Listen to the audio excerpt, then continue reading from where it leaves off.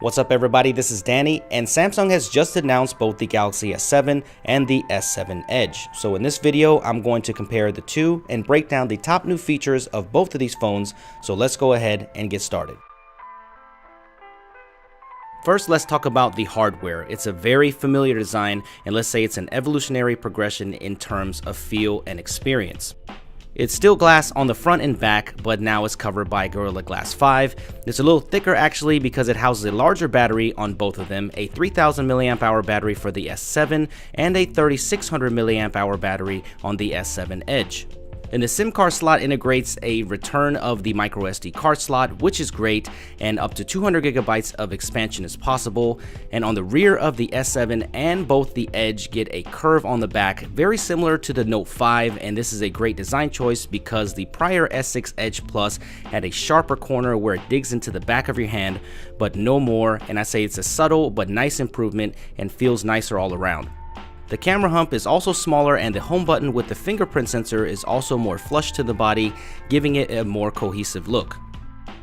Both of these phones keep that premium feeling all around, but with that glass enclosure, it remains a fingerprint magnet and also a slippery device, so I'll be sure slapping one of these hot new bamboo skins from D-Brand on the back as soon as I get one, for it looks awesome on my S6 Edge, and I will leave a link down there below for you if you're wondering on how to buy one. Powering the new Galaxy devices is either a super powerful Snapdragon 820 processor with 4GB of RAM or an Exynos 8890 processor also with 4GB of RAM. Should be a powerhouse either way, and I did forget to mention that the display now has an always on mode where you can check your notifications and time without unlocking the phone. Here's a quick breakdown of the difference of the S7 and the S7 Edge. The Edge is a larger phone with a 5.5-inch display, and the S7 has a more compact 5.1-inch display. The displays are both equally sharp and vibrant because they are Super AMOLED panels, exactly what you would expect: super deep blacks, vibrant color, nice and bright, and Samsung had arguably one of the best displays on the market last year, and they don't disappoint here with these new flagships. The main difference with the Edge is that it has a curve to each side of the screen, giving it a slightly different feel, and it gives you access to shortcuts with the Edge screen gesture. This year you get more customization options where, on top of adding your favorite contacts, you can now add custom tasks to this Edge shortcut, and you can also opt for news and much more. With third-party app developers able to access this feature, we could see a lot more features down the road, which would be nice. What I love is both of these phones are now water resistant with an IP68 rating, so if you drop this in the pool, sink, or let's just face it, maybe even the toilet, there is no need to worry anymore. The most interesting upgrade in my opinion is the new camera this year. It is a brand new 12 megapixel camera, which is thought to be the elusive Sony IMX260 sensor with dual pixel focusing, which in my short time of testing is super fast.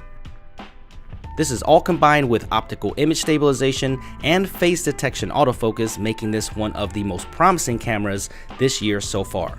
I love the fact that they chose a lower megapixel camera with an aperture of 1.7 to increase the size and the amount of pixels, which should equate to better low light performance and better images.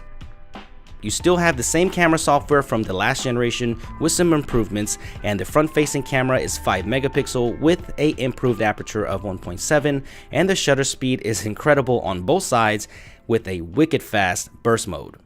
Manual camera mode is also here, and you can adjust everything to get that perfect shot, including now shutter speed, ISO, white balance, and manual focus.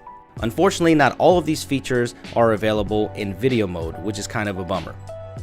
You'll notice that the native aspect ratio has changed to 4:3, but you can choose a 16:9 option, but it will be cropped at 9.1 megapixels. Not a big deal whatsoever.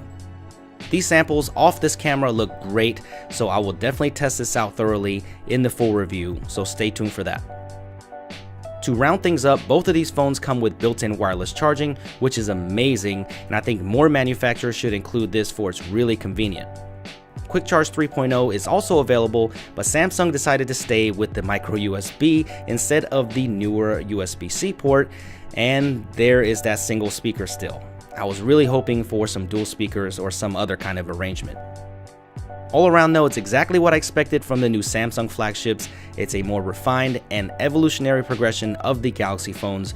I can't wait to get them in for a full review, so let me know what you guys want to see in the comment section below. Make sure you smack that like button if you enjoyed this video, and let me know which one you like the best, the S7 or the S7 Edge. Subscribe for a lot more coverage and a lot more videos like this, and thank you for watching, guys. I will see you in the next video.